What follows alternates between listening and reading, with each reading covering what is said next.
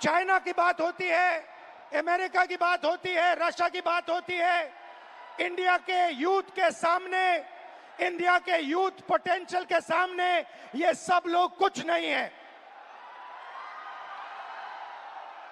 21वीं सदी में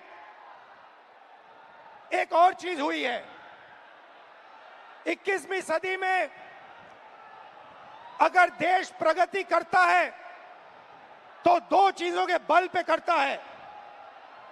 यूथ पोटेंशियल जो आप में है और डेटा जो आप क्रिएट करते हो। हिंदुस्तान के पास यूथ है और सबसे ज्यादा, दुनिया में सबसे ज्यादा डेटा हिंदुस्तान में है।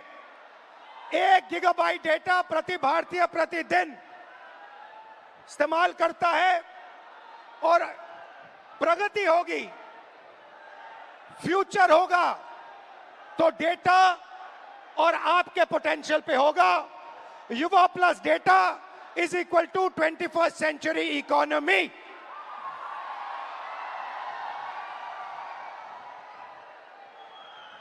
ब्रदर्स एंड सिस्टर्स, मीडिया में एआई की बात होती है। Everybody speaks about AI, but I want to make one thing very clear, and ये आपको समझना चाहिए। आपके डेटा के बिना एआई का कोई मतलब नहीं है। अगर एआई बनता है तो आपके डेटा के बेसिस पे बनता है। 20वीं सदी में पेट्रोल और पेट्रोल इंजन देश को बनाता था। अगर 20वीं सदी में मैं आपके पास आता और आपसे कहता, देखिए मैं आपको पेट्रोल इंजन दे रहा हूं मगर आपको पेट्रोल नहीं दूंगा, आप मुझे कहते इस पेट्रोल इंजन से मेरा कुछ नहीं होने वाला है। वैसे ही 21वीं सदी में डेटा से ही एआई बनता है। डेटा से आप एआई बना सकते हो मगर एआई से आप डेटा पैदा नहीं कर सकते हो। और ये डेटा हिंदुस्तान का है और आपका है। आप इसको क्रिएट करते हो, ये आप बनाते हो, ये आपका इमेजिनेशन है, ये हिंदुस्तान की पूंजी है, स्ट्रेंथ है, एसेट है। मगर भाई और बहनों, डेटा आपका, यूथ पोटेंशियल आपका, मगर सिस्टम ने आपको चक्रव्यूह में फंसा रखा है। ये आप देखिए, आपको चक्रव्यूह में फंसा रखा है। भविष्य की बात करें, आप एजुकेशन लेते हो, लाखों करोड़ रुपए आपके परिवारों से लिया जाता है।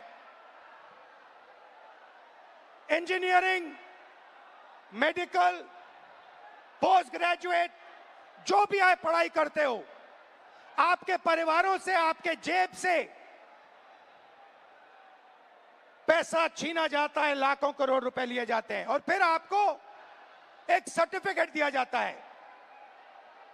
आपको कहा जाता है कि हाँ, आपको एजुकेशन सर्टिफिकेट मिल गया, बीए मिल गया, एमए मिल गया, एमएससी मिल गया, मगर इस सर्टिफिकेट का कोई मतलब नहीं है आज हिंदुस्तान में, क्योंकि यह सर्टिफिकेट आपको रोजगार नहीं दे सकता है। चाहे आप कुछ भी करें, यह सर्टिफिकेट हिंदुस्तान में आपको रोजगार नहीं देता है। आंकड़ा मैं आपको देता हूं, 1000 युवाओं में से सिर्फ 12 युवाओं को परमानेंट नौकरी मिलती है। जहां तक डेटा की बात है, आपका डेटा छीन लिया जाता है। बड़ी बड़ी कंपनीज को, जियो को, अदानी को, फेसबुक, गूगल को आपका डेटा दिया जाता है और आपको फंसाया जाता है। आपको कहा जाता है जितनी भी आपको रील्स देखनी है, जितने आपको व्हाट्सएप मैसेजेस भेजने हैं, जितना आप इंस्टाग्राम पे देखना चाहते हो, रील्स बनाना चाहते हो, आप बनाओ। भाई और बहनों, ये 21वीं सदी का नशा है।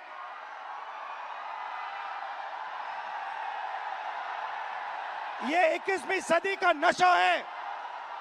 और फिर आपसे कहा जाता है कि ब्लिंकिट में काम करो, ऊबर में काम करो, मजदूरी करो, 21वीं सदी का नशा लो, मगर तुम्हें नौकरी नहीं मिल सकती, रोजगार नहीं मिल सकता इस हिंदुस्तान में। आइए एक युवा की आवाज सुने। ये जो बोलेंगे ये आप सबके दिल में है। ये जो सवाल उठा रहे हैं, हिंदुस्तान का हर एक युवा यही सवाल पूछ रहा है, उठा रहा है। हम भी सीट खरीद लेते। आज मैं ब्लिंकिट में काम करता हूँ 10 घंटा, उसके बाद मैं पढ़ाई करता हूँ। इंडियन आर्मी का एग्जाम दिया, 1 नंबर से मैं बच गया। सीट खरीदता, मैं ब्लिंकिट में काम नहीं करता। ये कह रहा है कि शिक्षा लेने के लिए मुझे ब्लिंकिट में बंधुआ मजदूर जैसे काम करना पड़ा, और उसके बाद मजदूरी करने के बाद 21वीं सदी की मजदूरी करने के बाद पेपर लीक होता है, और कोई अमीर बच्चा, अमीर परिवार पेपर खरीद के मेरे फ्यूचर को खत्म करता है। आइए, वेलकम। कैसे हैं आप? नाम क्या आपका? मेरा नाम सर अजय राघव है। अविनाश और अजय। हाँ। आइए, अविनाश और अजय दोनों स्टूडेंट्स हैं, इनसे थोड़ा सुनते हैं, इनका एक्सपीरियंस क्या रहा है, बताइए। सर मैं यूपीएसआई एस्पिरेंट हूँ। तो पास पकड़ते। सर मैं यूपीएसआई एस्पिरेंट हूँ, और उत्तर प्रदेश में यूपीएसआई की भर्ती 5 साल के बाद आती है। 2020-21 यूपीएसआई की भर्ती 2020-21 में आई थी। इससे पहले तो उसमें व्यापक स्तर पर घोटाला हुआ था। मैं मानता हूं इस चीज को कि वो भारत की एग्जामिनेशन हिस्ट्री का सबसे बड़ा घोटाला था। उसमें सैकड़ों एफआईआर दर्ज हुई, 350 से ज्यादा फेक एलिमेंट, डमी कैंडिडेट पकड़े गए। हमने सैकड़ों इनको प्रूफ दिए, लेकिन इन्होंने भर्ती को पूरा कर दिया। सर मेरा दरोगा बनना एक सपना था। मैं किसान फैमिली से बिलोंग करता हूं, तो मैंने नई भर्ती की आस में तो फिर से पढ़ना शुरू कर दिया, और मुझे पढ़ते पढ़ते 4 साल गुजर गए। सर 2025 में फिर यूपीएसआई की भर्ती आई, और ये चीजें 2025 में भी देखने के लिए मिली। सर यूपीएसआई के अंदर स्कोर कार्ड तक रिलीज नहीं करते हैं। मैंने परीक्षा दी है, मुझे ये नहीं पता चल पाता है कि मेरे रॉ मार्क्स कितने हैं और मेरे नॉर्मलाइजेशन मार्क्स कितने हैं, क्योंकि अलग अलग शिफ्ट में पेपर होता है। तो ये नॉर्मलाइजेशन का प्रक्रिया अपनाते हैं, ये तक नहीं बताते हैं कि कौन सा नॉर्मलाइजेशन फॉर्मूला इन्होंने यूज किया है। जो यूपीपी आरपीबी जो पुलिस, उत्तर प्रदेश पुलिस एवं प्रोन्नति भर्ती बोर्ड है सर, ये अकाउंटेबिलिटी इसकी फिक्स करने वाला कोई नहीं है। हमने तमाम प्रयास कर लिए, जनता दरबार चला गया, मैं इनके कैबिनेट मंत्रियों को ज्ञापन दे लिए, उल्टा इन्होंने मेरे को पकड़ के जेल में डाल दिया। मेरा गुनाह अपराध सिर्फ इतना था कि मैं इनके जनता दरबार योगी जी से मिलने चला गया। सर ये नॉर्मलाइजेशन का फॉर्मूला नहीं बताते हैं, ये खुद तय करते हैं कि किस अभ्यर्थी के मतलब मार्क्स बढ़ा करके अंदर लेना है और किस अभ्यर्थी को बाहर करना है। ये उत्तर प्रदेश पुलिस का भर्ती बोर्ड तय करता है। इनको क्या दिक्कत है? अगर ये फेयर भर्ती कराते हैं तो इनको नॉर्मलाइजेशन देना चाहिए। सर मैं एक चीज इसमें जोड़ना चाहूंगा कि जो नॉर्मलाइजेशन है ये पेपर लीक से ही बड़ा स्कैम है, क्योंकि इनकी अकाउंटेबिलिटी फिक्स करने वाला नहीं है। ये नॉर्मलाइजेशन फॉर्मूला जारी नहीं करते हैं, ये शिफ्ट वाइज नॉर्मलाइजेशन डेटा नहीं देते हैं, इनको खुली छूट मिली हुई है। मेरा नाम अविनाश है, मैं इन्हीं छात्रों में से कोई एक जरूर हूं। चूंकि मैं ये कह सकता हूं सर कि मैंने अपनी तैयारी 2018 में शिक्षक भर्ती के लिए की थी। 2018 से आज तक मैं उसी की तैयारी कर रहा हूं। क्यों? सरकार के पास जगह खाली है, फिर भी वैकेंसियां नहीं दी जा रही हैं। उसके बाद ये होता क्यों है सर? ये सरकार की मानामानी है। इसमें सरकार अगर चाहे बच्चों से कि वैकेंसियां दे, प्रॉपर तरीके से चलती रहे। हम लोग ऐसा नहीं कि क्या कहते हैं एक डिमांड कर रहे हैं। 2018 से लेकर आज तक कई सारे धरना प्रदर्शन, कई सारे ज्ञापन ये दिए हैं। उसके बाद दूसरा मुद्दा ये कि 2022 से ही मैं यूपी पेट की तैयारी यूपी SSS आयोग से करता हूं। यूपी SSS आयोग 2022 से मैं तैयारी कर रहा हूं, और उसकी भर्तियां आज भी ऑन रिकॉर्ड में बात कर रहा हूं कि कम से कम 9 से 10 वैकेंसियां आज तक क्लियर नहीं हुई है, और उसमें से बहुत सारी वैकेंसियां जिसके लिए हम लोगों ने लाठी खाई, ज्ञापन दिया, लोगों से जाके मिले कि हमारी दर्द, हमारे दुख को समझा जाए, लेकिन आज तक सरकार के कान में ये बात पहुंची नहीं है। इसमें से बहुत सारे ऐसे हमारे भाई बहन हैं जो उस चीज से पीड़ा में ग्रसित हैं। और बताइए। और सर ये है कि देखिए, हमारी कुछ मांगे हैं, आपसे भी है, सरकार से भी है, कि ये जो जितनी वैकेंसियां हैं उसका एक प्रॉपर कैलेंडर तैयार कर दें। आप चुनाव कराते हैं, 3 महीने में रिजल्ट देते हैं, आप हमारा रिजल्ट 5 साल में नहीं दे पा रहे हैं, पहली चीज। दूसरी चीज, हमारी वैकेंसियों का UPSSC स्पेशली कोई स्कोर कार्ड नहीं जारी करता है मेंस का। अगर उनको कुछ भी करना होगा वो रोल नंबर दे देंगे। मतलब अकाउंटेबिलिटी और ट्रांसपेरेंसी होनी चाहिए। जी एग्जैक्टली यही चीज है। आपने लाखों रुपए लगाए होंगे पढ़ाई में। जी सर, 2018 से आज तक। हाँ जी। और आपका एक्सपेक्टेशन था कि इस पैसे से, शिक्षा से आप आगे बढ़ पाओगे। जी सर एग्जैक्टली। अब आपको क्या लग रहा है? अब क्या आपका प्लान क्या है? सर अब प्लान ये है कि हम भर्तियों का इंतजार करते हैं, क्या पता अगली पंचवर्षीय भी बीत जाए, इसकी भी कोई श्योरिटी नहीं है।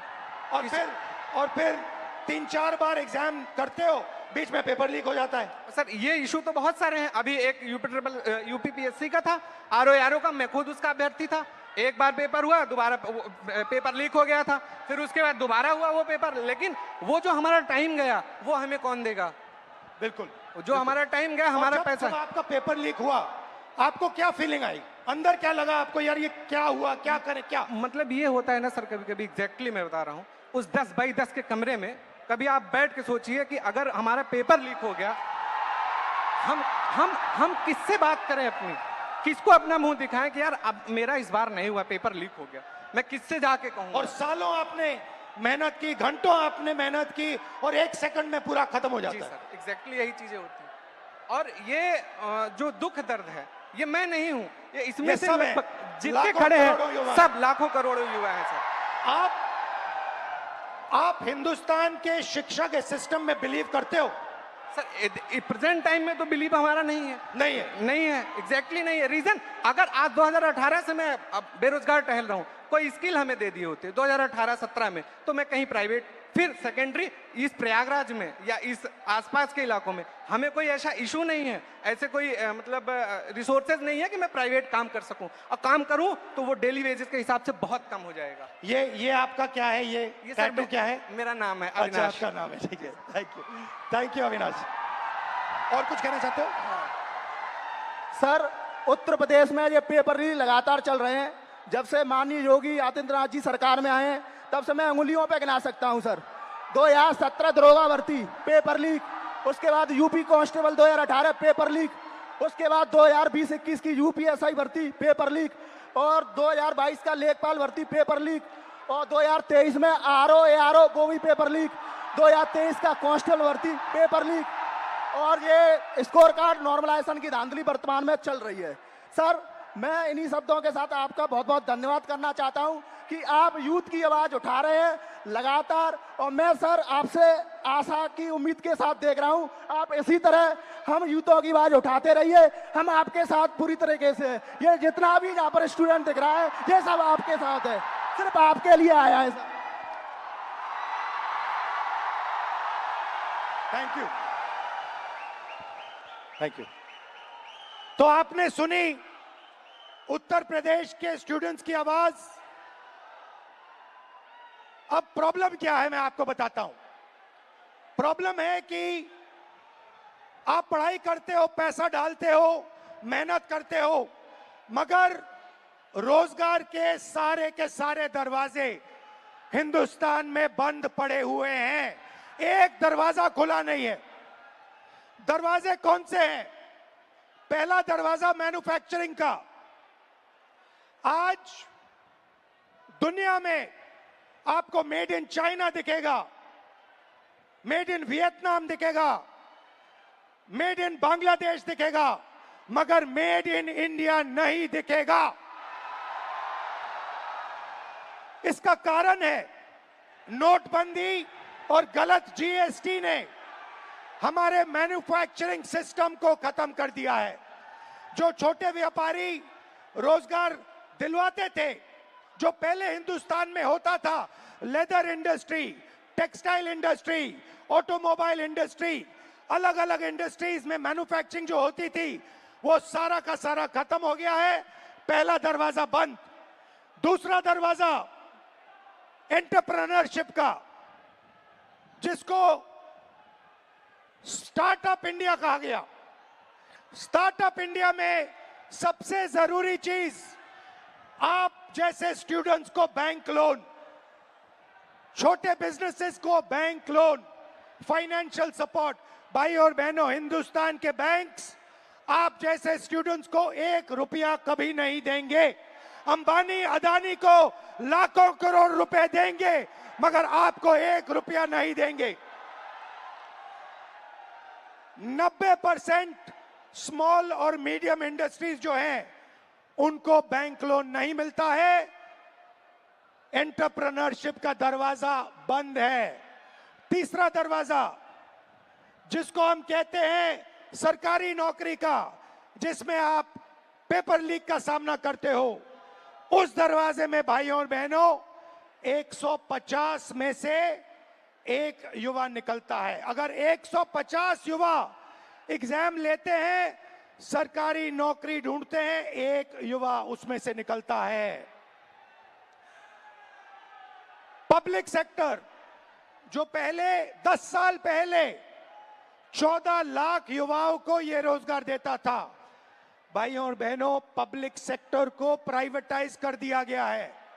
पब्लिक स्कूल्स बंद कर दिए, पब्लिक अस्पताल बंद कर दिए, नवरत्न उठा के बेच दिए, बीएसएनएल बेच दिया, ऐसी कंपनियां बेच दी, पोर्ट्स, एयरपोर्ट्स, सारा का सारा अदानी जी को पकड़ा दिया। इसीलिए पब्लिक सेक्टर बंद है। और आखिरी होप जो आपका था, corporate jobs, IT, back office, transcription, software, जिसमें पहले हिंदुस्तान के युवाओं को रोजगार मिलता था, वो दरवाजा भी भाइयों और बहनों आपके डेटा का प्रयोग करके एआई से यह भी दरवाजा बंद किया जा रहा है। तो सच्चाई है कि पांचों दरवाजे आपके लिए बंद है, और इसीलिए आपको भयंकर दर्द हो रहा है। भाई और बहनों, मैं सिस्टम की बात कर रहा हूं। यह सिस्टम क्या है और यह सिस्टम को कौन चलाता है?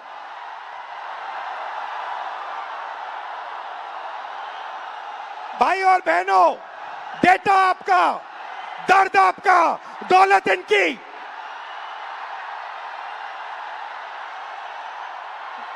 दर्द आपका, डेटा आपका, दौलत इनकी। यह सिस्टम है। अंबेडकर जी ने कहा था सोशल, पॉलिटिकल, इकोनॉमिक। ये देखिए, ये है इकोनॉमिक, पैसा, अदानी। इनकी आमदनी 10 साल में 30 गुना बढ़ी है। ये पहले ग्लोबल रिच लिस्ट में 600 नंबर पे हुआ करते थे, 10 साल के अंदर ये दूसरे नंबर पे पहुंच गए। ये पूरे सिस्टम को फाइनेंशियल सपोर्ट देते हैं। बीच में पॉलिटिकल, मोदी जी, अमित शाह जी। बीजेपी का बैलेंस 150 करोड़ रुपए का होता था बैंक में, आज इनका बैंक बैलेंस 10,000 करोड़ रुपए का है। 10,000 करोड़ रुपए का एक पॉलिटिकल पार्टी का बैंक बैलेंस। नरेंद्र मोदी जी आपका ध्यान भटकाते हैं और पॉलिटिकल सिस्टम चलाते हैं। वोट चोरी होती है, वोटर लिस्ट में ब्राजील की औरतें आती है। और तीसरा, आपके सोच पर कंट्रोल, जो इलाहाबाद यूनिवर्सिटी में किया गया है, आरएसएस के वाइस चांसलर्स बैठा के हर संस्था में प्रचारक, ब्यूरोक्रेसी में प्रचारक, फोर्सेस में प्रचारक, मीडिया में प्रचारक, जुडिशरी में प्रचारक, पैरामिलिट्री में प्रचारक, यूनिवर्सिटी कॉलेजेस में प्रचारक, सोच को कंट्रोल करने का तरीका। यह है सिस्टम भाई और बहनों। मोहन भागवत, नरेंद्र मोदी जी, अमित शाह जी और अदानी जी, इस सिस्टम ने रोजगार खत्म किया, इस सिस्टम ने यूनिवर्सिटीज को कैप्चर किया, इस सिस्टम ने आप पर आक्रमण किया है। मगर इस अंधेरे में आप लोगों ने लाइट जला दी। ये देखिए, इस अंधेरे में आपने वो करा जो आपके माता पिता नहीं कर पाए। वो अपने डर का सामना नहीं कर पाए, मगर हिंदुस्तान के स्टूडेंट्स, हिंदुस्तान के युवाओं ने अपने डर का सामना किया और देश को बदल दिया। आपने अपनी आवाज रखी, नफरत के साथ नहीं, मोहब्बत के साथ आपने अपनी आवाज रखी। आइए हम आपकी आवाज सुने। नमस्कार, आपका नाम? नमस्कार। और मैं पटना यूनिवर्सिटी से हूँ। नमस्कार। आप? मेरा नाम हिमांशु कुमार हुआ। हिमांशु जी जी जी। शिफत फैज, इलाहाबाद यूनिवर्सिटी LLB। नमस्कार सर, मेरा नाम कुणाल पांडे, मैं इलाहाबाद विश्वविद्यालय से। शाबाश, वेलकम आप सबका। मैं आपसे आज, अभी मैंने कहा कि अंधेरे में आप लोगों ने लाइट दिखा दी, अंधेरे में आप लोगों ने टॉर्च दिखा दी, और आपने प्यार से किया, मोहब्बत से किया, नफरत से नहीं किया, क्रोध से नहीं किया, हिंसा से नहीं किया। तो ये पूरी भीड़ आपका एक्सपीरियंस सुनना चाहती है। आपने क्या सहा, आपने क्या किया, थोड़ा बताइए, एक एक करके बताइए। साथियों, जो 22 जुलाई को पटना में बिहार बंद का कॉल था, हम लोग राजभवन मार्च कर रहे थे और वहाँ एक चीज हमें एहसास हुआ कि पुलिस ऐसे मौके की तलाश में थी कि वो हम पे लाठी भी चार्ज कर ले, उन पे इल्जाम ना हो। जब हम राजभवन से थोड़ी देर पहले पहुंचे, वहाँ पे पुलिस वाले थे बिना बैच के, और लाठी की जगह पे वो बैम्बू लिए हुए थे। उनसे जब पूछा गया आपका बैच कहाँ है, तो वहाँ से अधिकारी पूछते हैं कि आप कौन हो पूछने वाले। मैं बताता हूँ तो कहते हैं इससे क्या होगा। हमने कहा सर इतने बच्चे मरे, उनका जवाब कौन देगा। कहते वो तो चले गए, अब क्या तुम भी जाना चाहते हो। मैंने कहा सर वो तो चले गए, लेकिन अब बदलने का वक्त आ गया, क्योंकि अब नहीं बदलेगा सर, कभी नहीं बदलेगा। हम छात्र युवा देश के भविष्य हैं। उसके बाद वो वाटर कैनन चलाने लगते हैं, जिससे हमें फर्क नहीं पड़ता है। उसके बाद वो लाठी चार्ज करते हैं, जिससे उनका टारगेट था या सर पे मारो या पैर में। उन्होंने मेरे पैर पे बहुत मारा, मैं गिर गया। उसके बाद वो लाठी चार्ज करने लगे, स्टोन चलाने लगे, आंसू गैस। और एक बात मैं आपको बता दूं, जब मैं गिर गया उसके बाद जो DSP हैं वो आके दोबारा मेरे पेट पे मार दी, जबकि मेरा लेग डैमेज था। कुछ छात्र मुझे वहां से उठा के ले जाते हैं, साइड रखते हैं। पुलिस वाले आगे कहते हैं ये छात्र थोड़े है, इसको तो जेल भेजना चाहिए। इवन वो एम्बुलेंस नहीं आने देते हैं। मुझे 3 इडियट की मूवी की तरह स्कूटी पे हॉस्पिटल ले जाना पड़ता है। बीच में आ जाओ, बीच में आ जाओ। जैसे सर मैंने बताया कि वो एम्बुलेंस तक नहीं आने देते हैं। हमें 3 इडियट के स्कूटी की तरह मुझे स्कूटी पे हॉस्पिटल ले जाया गया है। और नेक्स्ट डे जब फिर मैं हॉस्पिटल जाता हूँ, मुझे डिटेन किया जाता है। मेरे पैर में बैंडेज लगा था, 15 घंटा मुझे थाने में बंद करके रखा गया। और जितने फोटो थे सबसे मुझे मिलाया गया, नाम पूछा गया। जब मैं नाम बताया तो इंचार्ज कहती है इसको तो मुझे लगता है कहीं देखा है। मैंने कहा मैम मैं नॉर्मल स्टूडेंट हूँ, मेरे ऊपर एक भी FIR नहीं है। तो कह रही वो तो मैं देख लूंगा। धमके दिए जाते हैं उन्हें हमें। मैं ये बता दूं कि जब हमें PR बॉन्ड साइन करवाया गया, उसके बाद हमारे एड्रेस पे डिटेन करने के लिए छापे पड़ रहे हैं। हम छात्र हैं, देश के भविष्य हैं, और आज आप हमारे पर अत्याचार कर रहे हैं। हम क्या कह रहे हैं, हमें तो नौकरी चाहिए। हम पहले नौकरी के लिए आंदोलन करें, फिर एग्जाम के लिए आंदोलन करें, फिर रिजल्ट के लिए आंदोलन करें, और फिर पेपर लिए उसके लिए आंदोलन। हम छात्र हैं या आंदोलन जीवी है? हम छात्र हैं। और आप हमसे वोट लेते हैं तो सर सर कहते हैं, भैया भैया कहते हैं। आज हमें कहते हैं कि हम कॉकरोच हैं। सर हम देश के जेनजी हैं, और आज आपका सत्ता है, कल हम पलट भी सकते हैं। लेकिन ये गलतफहमी मत रहिएगा मोदी जी, हम बिहारी हैं, ठीक है। और मैं एक बात बता दूं, आप मुझे जितने धमके देते, मैं स्वतंत्रता सेनानी परिवार से आता हूं, और ये लड़ाई के लिए कल भी मुझे लड़ने पड़ी तो मैं देश के लिए अपनी जान न्यौछावर कर दूंगा, लेकिन छात्रों के हक के लिए हमेशा लड़ते रहूंगा। क्योंकि राम मनोहर लोहिया ने कहा है ना कि अगर सड़कें सुनी होगी तो संसद आवारा हो जाएगा। तो सर आप जब सरकार डरती है पुलिस को आगे करती है, तो हमारा जवाब है कितनी लंबी जेल तुम्हारी देख लिया देखेंगे। ठीक है, शाबाश।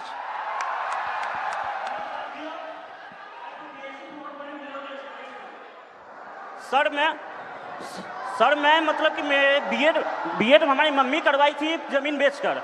4 साल से वैकेंसी अभी तक नहीं आई है सर। जब आंदोलन करने जा रहा हूँ तो सर मतलब कि सम्राट चौधरी का गुंडा जो कि पुलिस जो हम लोग को लाठी से मारती है और जेल भेजती है। सर जब हम लोग आंदोलन करते हैं तो डिटेन कर लिया जाता है। उसके बाद मतलब कि कुछ भैया को जेल भेज दिया जाता है। उसके बाद मतलब कि हम लोग जब स्टेट क्वालिफाइड।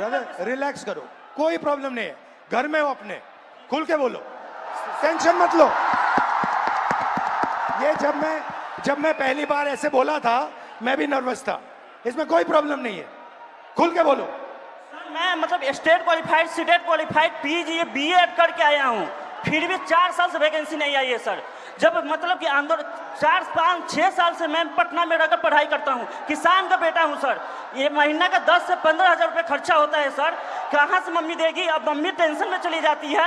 मेरे पास 2 ऑप्शन है सर, या चाय का दुकान खोलूंगा या सुसाइड करूंगा सर, उसके अलावा कोई ऑप्शन नहीं है सर मेरे पास।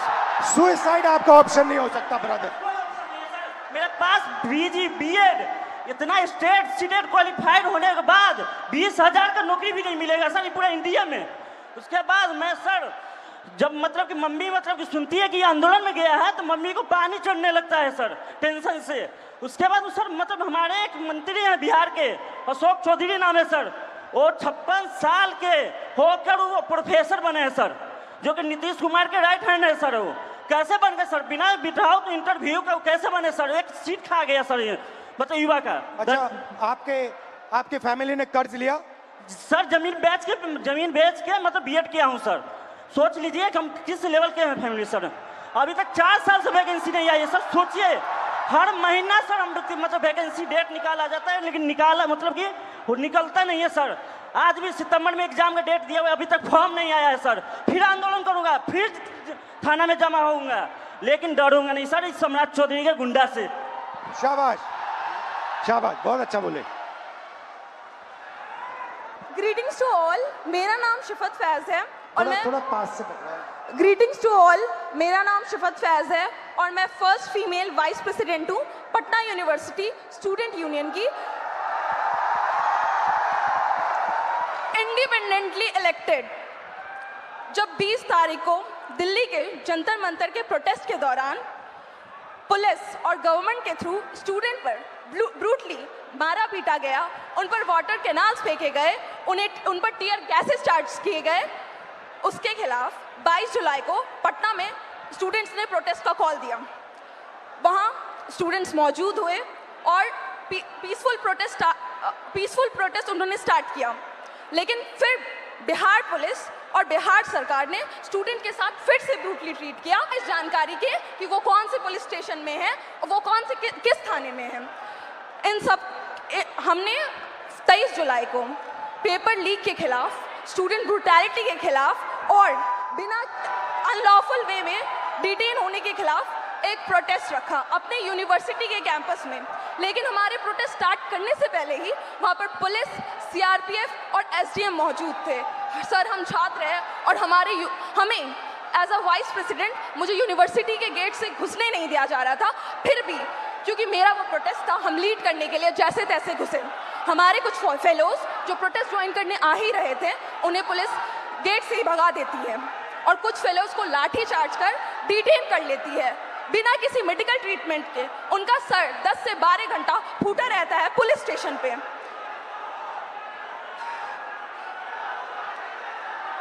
लेकिन Don't worry, relax. लेकिन उस रात हमें छोड़ दिया जाता है, लेकिन अगले सुबह से बिहार की सड़कों पे जो स्टूडेंट प्रोटेस्ट नहीं भी कर रहे थे उन्हें उठा लिया जाता है लाइब्रेरी से, उनके घर से, बिना किसी पुलिस वारंट को। और 25 जुलाई को शिवान में एक 47 फायर किया जाता है, उसमें एक स्टूडेंट की मौत हो जाती है और एक स्टूडेंट हॉस्पिटलाइज रहता है। क्या इसके खिलाफ बिहार सरकार ने अपनी एक आवाज़ नहीं उठाई, ना ही एक बात रखी? खैर, आप सब जानते हैं कि बुराई का अंत होता है और हमारी जीत हुई। 25 जुलाई को जब आप लोग धर्मेंद्र प्रधान की इस्तीफा की खुशी मना रहे थे, तब बिहार के छात्रों में अलग सा डर और भय मौजूद था। उन्हें कहीं से भी कभी भी अरेस्ट कर डिटेन कर लिया जाता और उन्हें किस पुलिस स्टेशन में भेजा जाता, इसका कोई अता पता नहीं है। चलिए अब हम बिहार के महिला शिक्षा व्यवस्था पर बात करते हैं। जब एक बिहार की लड़की अपने पढ़ाई के लिए लड़ती है तो सबसे पहला लड़ाई उसका उसके घर वाले से होता है। वो जैसे तैसे घर से निकल तो जाती है, फिर बिहार सरकार वैकेंसी नहीं निकालती है, फिर उसके लिए वो प्रोटेस्ट करती है, वैकेंसी निकालती है, फिर पेपर लीक हो जाता है, फिर उसके लिए वो प्रोटेस्ट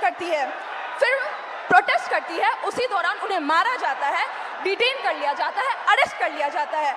हम स्टूडेंट हैं, कोई प्रोटेस्टर नहीं है, और फिर बिहार सरकार इसी चक्रव्यूह में हमें छोड़ देती है। खैर, यही है हमारे बिहार का शिक्षा व्यवस्था। और सर, हमारा गवर्नमेंट से यही अपील है कि अगर आपको लगता है कि हम आपकी डिटेन और अरेस्ट से डर जाएंगे तो ये आपकी गलत फहमी है।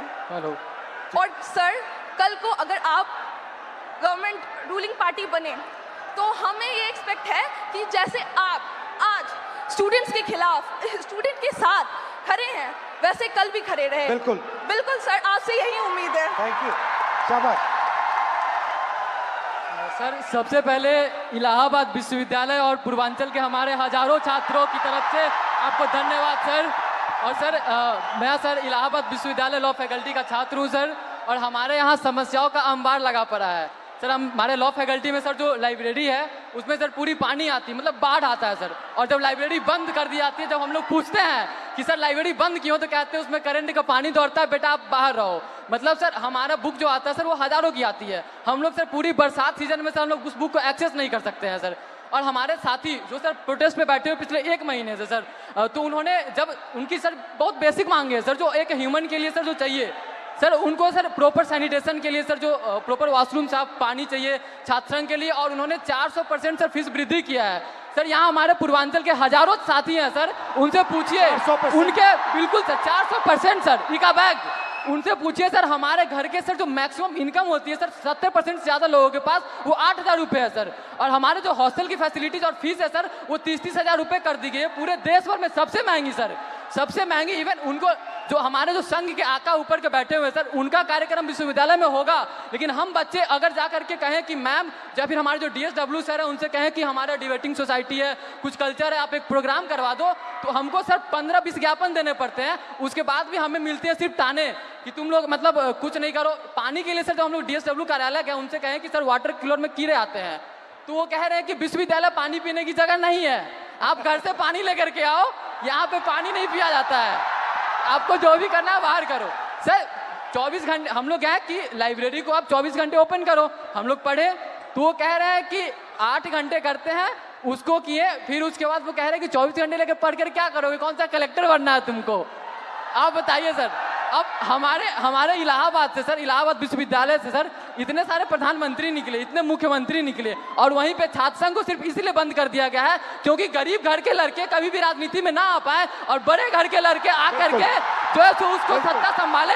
हम लोग हमेशा सर गुलामी करें, हमारी मानसिकता ऐसी बना दी जा रही है। और अगर आप कुछ भी बोलो तो उनके से संघ के गुंडे पाल रखे हैं। अभी 2 दिन पहले की बात है सर, आपने भी कमेंट किया था उस पर सर, आपकी आवाज़ उठाए, हमारे लिए सर फिर से धन्यवाद सर। हमारे साथी आशुतोष मौर्य, सौरभ गढ़वाल, शिवम यादव, ये लोग बैठे थे सर। हम लोगों पे सर पीछे गेट से जो उनके जो प्रॉक्टर सोकल जो गार्ड उनके होते हैं, जिनमें किन्हीं का नेम प्लेट नहीं लगा सर, हम लोग अगर 10 बार आन जान करेंगे, हमें 10 बार दिखाना, उनमें से किन्हीं का नहीं है सर। वो पीछे वाले गेट से सर कम से कम 60 से अंदर लड़के भेजे, और उसके बाद वो आए और बर्बरता से हमसे झगड़ा हुआ सर हम लोगों से सर। मतलब उनकी हाथापाई, मतलब हम लोग बैठे थे, हमारा सारा सामान छीन लिया गया, हम लोग को भगा दिया गया, हम लोग को मजबूरन सर वहाँ पे पीछे पुलिस भी खड़ी थी सर। हमारे यूनिवर्सिटी की थाना है सर, 2 पुलिस वाले पीछे खड़े हैं, और वो 2 लोग थे सर। और दिन जब हम लोग रहते हैं तो वहाँ पे सर 3-3 गाड़ियाँ आकर के लगती है, ऐसे लगता है कि हम लोग कोई आतंकवादी बैठे हैं, अंदर जा करके क्या ही कर लेगा ये लोग। और सर उसके अलावा सर हेल्थ फैसिलिटी पे हम लोग आते हैं तो उसके लिए आप आवाज़ उठाए तो बोलता है कि सरकार बाहर रखा है ना, बाहर जाओ आप। हमारे पास सर मतलब कहने को वहाँ पे शिक्षा से लेकर के सर जो नियुक्तियाँ जो होती हैं सर वो ट्रांसपेरेंट नहीं है। आप सवाल करोगे आपकी डिग्री रोक दी जाएंगी। अभी हमारे साथियों पे सर मुकदमे कर दिए गए, अभी हम दोनों यहाँ पे हैं, हो सकता है कल पे हम दोनों पे मुकदमा होगा। बिल्कुल सर, ये वहाँ का नियम है सर। सर हम कह देना चाहते हैं, बिल्कुल सर हम कह देना चाहते हैं सर, हम गांधी के अनुयायी थे, गांधी के अनुयायी है, गांधी के अनुयायी रहेंगे, और उन संघी या कोई भी हो सर, हम डरने वाले नहीं है। आइडियोलॉजी से समझौता सर जीवन में कभी नहीं होगा। हम पहले भी आपके खिलाफ थे, हम पहले भी अन्याय के खिलाफ थे, हम आज भी है सर, हम आगे भी रहेंगे। और सर आपके साथ के लिए सर फिर से हमारे सभी पूर्वांचल के साथियों की तरफ से सर एकदम फिर से धन्यवाद सर। आप हमारे लिए आए सर, धन्यवाद सर। बहुत अच्छा बोले आप। सर मेरा नाम कुणाल कुमार पांडे है सर, मैं इलाहाबाद विश्वविद्यालय के तृतीय वर्ष का छात्र हूं सर। सर हमारे विश्वविद्यालय में सर जो सीटें हैं उसमें 50% की कटौती कर दी जाती है और हमारा जो फी है सर उसे एक बार में 400% की बढ़ा दिया जाता है और प्रत्येक वर्ष 10% की वृद्धि की जाती है। सर इसी के विरोध में हम लोग पिछले 30 दिनों से धरना प्रदर्शन कर रहे हैं। सर हमें विश्वविद्यालय में धरना नहीं देने दिया जाता है सर, और सर हमें कभी कठिनाइयों का सामना करना पड़ता है। और सर हमारे जो VC मैम है सर, वो जो छात्र धरना प्रदर्शन करते हैं सर उन पर FIR कर देती है। हमारे 5 साथियों पर FIR कर दिया गया है और उन्हें विश्वविद्यालय के अंदर प्रवेश मना कर दिया गया है सर। हम इससे बहुत पीड़ित है सर। इलाहाबाद विश्वविद्यालय के सभी छात्र बहुत उम्मीद से आपके पास आए हैं सर।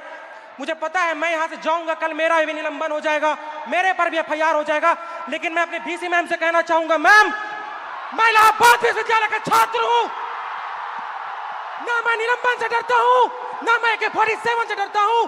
जो मेरा हक है, जो मेरा अधिकार है, मैं वो लेकर रहूंगा और जब तक हमारी मांगे पूरी नहीं होती हम इस धरने से नहीं उठेंगे। शाबाश, धन्यवाद सर।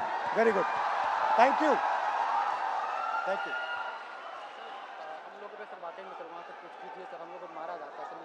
अब मुझे बुला लो, मैं आ जाऊंगा। हाँ, अलंकार है, मुझे बुला लो, मैं आ जाऊंगा। ठीक है, घबराओ मत। Very good. तो ये थी बिहार और उत्तर प्रदेश और इलाहाबाद यूनिवर्सिटी की आवाज। अब मैंने आपसे कहा कि आपने अंधेरे में टॉर्च जला दी, आपने हिंदुस्तान के स्टूडेंट्स को जगा दिया। आप सब अब बात समझ गए हो। मैंने आपसे सिस्टम की बात की। हम नफरत से और हिंसा से कभी काम नहीं करेंगे। हिंदुस्तान का कल्चर सत्य और अहिंसा का है, नफरत का नहीं है। और एक भी स्टूडेंट के दिल में नफरत नहीं होनी चाहिए, सिर्फ मोहब्बत होनी चाहिए। मैंने आपको पिछली स्लाइड में मोदी जी की फोटो दिखाई, अमित शाह जी की फोटो दिखाई, अदानी जी की दिखाई, मोहन भगवत की दिखाई, मगर नफरत नहीं करनी है, सिस्टम बदलना है। प्यार से, मोहब्बत से, नफरत से नहीं। सिस्टम को खत्म, टाटा बाय बाय करना है। आप सबका दिल से बहुत बहुत धन्यवाद, इस रिस्पांस के लिए धन्यवाद। और जो आप प्रोटेस्ट कर रहे हैं, जो आप अपने हक की लड़ाई लड़ रहे हैं, उसको आप करिए, मैं आपके साथ उसमें खड़ा हूं, खड़ा रहूंगा। है जैसे सर ने कहा, खत्म टाटा बाय बाय, खत्म टाटा बाय बाय। और बदलाव तो आ रहा है सर, और आएगा भी। आज क्या है, हम सब यहाँ एकत्रित हुए, एक जेनजी मोमेंट हम आपके साथ क्रिएट कर लें, है ना? हाँ। क्या है, जेनजी में सेल्फीज बड़ी कॉमन है। तो चलिए, फोन है, ये हमारा फोन तैयार है सर, हम सब तैयार है सर के साथ सेल्फी के लिए।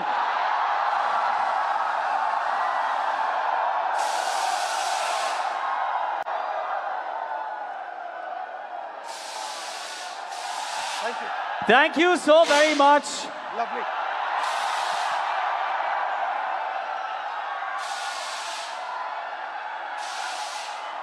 एक बार थोड़ा सा और शोर मचना चाहिए everybody. One last message. One last message. You are India's spirit. You are India's future. You are the most beautiful youngsters in the world. You cannot allow yourself to hate. You cannot allow yourself to be violent. You are loving youth. मोहब्बत की दुकान खोलनी है आपको, प्यार के साथ लड़ना है. Thank you. Thank you very much. Thank you sir.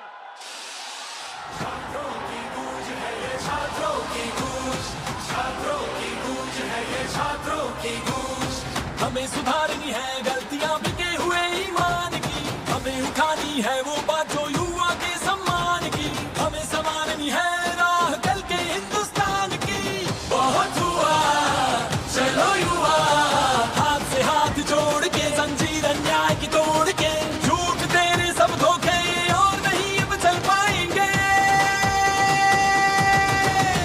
कर युवा ख्वाब ये जल जाएंगे, सिंहासन वो हिल जाएंगे. युवा ख्वाब ये जल जाएंगे, सिंहासन वो हिल जाएंगे.